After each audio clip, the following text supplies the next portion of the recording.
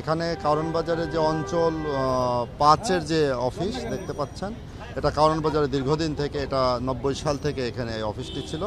এই অফিসটা একটা ঝুঁকিপূর্ণ ভবনে ছিল। এই অফিসটা আমরা হলো যে এখান থেকে সরিয়ে নিচ্ছি।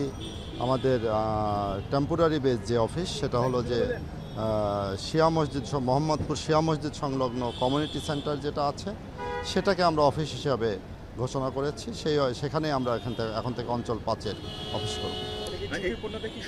ঝুঁকিপূর্ণ দেখে সরিয়েছে। দুইটা বিষয় এখানে জড়িত। এখানে হচ্ছে যে প্রথমত যেটি ছিল সেটা হচ্ছে এটা ঝুঁকিপূর্ণ ভবন, এবং দ্বিতীয়ত হলো যে এখানে কারণ বাজারে হলো যে আমরা যেহেতু এটা ঝুঁকিপূর্ণ ভবন, এই ভবনের নিচে আড়ত আছে, এই ভবনটা ভেঙে ফেলা হবে। অতি সম্প্রতি এটা ডিসিশন আসবে যে এটা ভেঙে ফেলা হবে। কারণ বাজারকে আপনার কাঁচা বাজার এবং আড়ত মুক্ত করার লক্ষ্যে এই ভবনটা যেহেতু ভেঙে ফেলা হবে, সে কারণে আমরা অফিসটা সরিয়ে নিচ্ছি।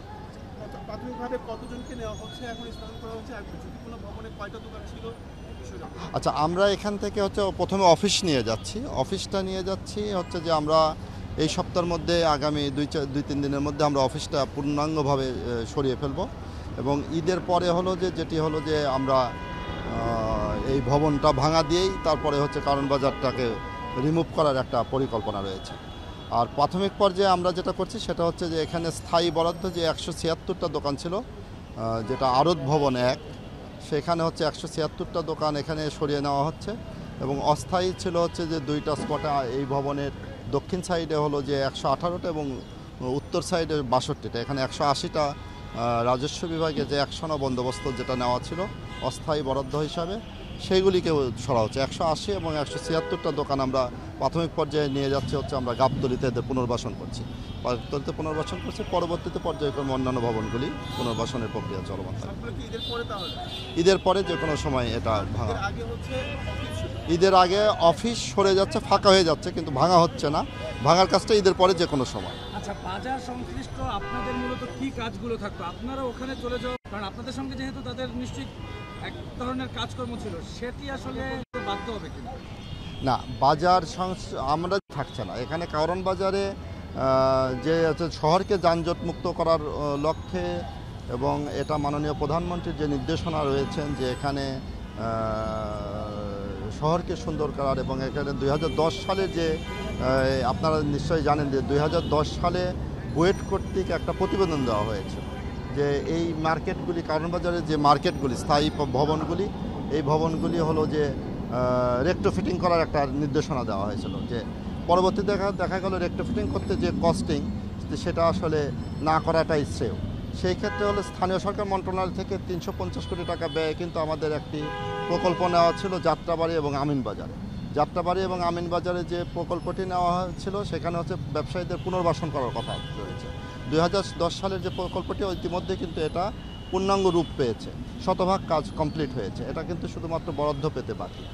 এবং এই 2010 সালের পরবর্তীতে 2013 সালে বুয়েট কিন্তু এটা হচ্ছে পরিত্যক্ত ঘোষণা করে দিয়েছে। কারণ বাজার সহ প্রায় 16টি মার্কেট আমাদের পরিত্যক্ত ঘোষণা করেছে। 2019 সালে হলো যে এখানে হচ্ছে যে উত্তর সিটি কর্পোরেশনের যে কন্ডেম কমিটি যেটা আছে, সেটার যে আহ্বায়ক, সেই আহ্বায়ক হচ্ছে যে মাননীয় বিভাগীয় কমিশনার মহোদয়। বিভাগীয় কমিশনার সভাপতিত্বে কিন্তু একটা মিটিং হয়েছে, সেখানেও কিন্তু এখানে সুপারিশ করা হয়েছে কারণ বাজারকে রিমুভ করার কথা বলা হয়েছে, স্থানান্তর করার কথা বলা হয়েছে, যে অন্য জায়গায় এদের হচ্ছে যে ব্যবসার প্লেস করে দিতে হবে। সেই আঙ্গিকে কিন্তু গত বছর জুনে আমরা স্থানীয় সংসদ সদস্য, এখানকার মাননীয় সংসদ সদস্য যিনি আছেন স্বরাষ্ট্রমন্ত্রী মহোদয়, স্থানীয় সরকার পল্লী উন্নয়ন মন্ত্রী মহোদয় যিনি আছেন, এবং মেয়র মহোদয়ের সভাপতিত্বে এটি একটি সভা হয় কারণ বাজারে ব্যবসায়ী নেতৃবৃন্দদের নিয়ে। এখানে হচ্ছে টিসিবি ভবনে আমরা একটা সভা করি। এখানে কিন্তু সম্পূর্ণ রকম এখানে খোলামেলা আলোচনা হয়েছে, এবং তার পরিপ্রেক্ষিতে আমরা যেটা করেছিলাম সেটা হলো যে ঢাকা উত্তর সিটি কর্পোরেশন একটি কমিটি করে দিয়েছিল। কমিটি 15 সদস্যের একটি কমিটি। সেই কমিটি হচ্ছে যে এই কারণ বাজার ভিজিট করে, গাবতলী এবং আমিনবাজার এবং যাত্রাবাড়ি ভিজিট করে, পরিদর্শন করে। সেই পরিদর্শন করে এসে উত্তর সিটি কর্পোরেশনের সাথে এগুলি আলোচনা হয়।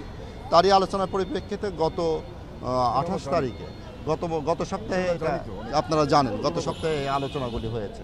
সেই আলোচনার পরিপ্রেক্ষিতে এটা প্রথম ধাপ হিসাবে নিতে পারেন যে আমরা শিফটিং হয়ে যাচ্ছি, অফিসটা আঞ্চলিক কার্যালয়টা শিফটিং হয়ে যাচ্ছে, তারপরে পর্যায়ক্রমে আঞ্চলিক কার্যালয় এবং ঈদের পরে যে কোনো সময় আপনার দুইটা পুরো বাজার। মানে বলা যেতে পারে যে আজ নতুন কথা হলো এই স্থানান্তর প্রক্রিয়াটা।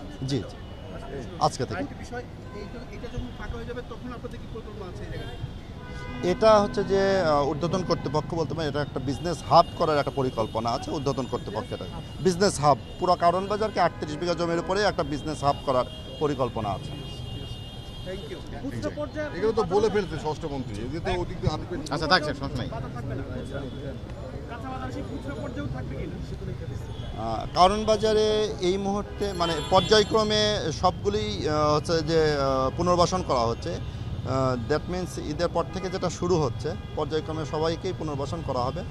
আর পর্যায়ক্রমে এখানে আসলে কোনো খুচরা ব্যবসায়ও এখানে থাকবে না, এরকমই নির্দেশনা পেয়েছি আমরা।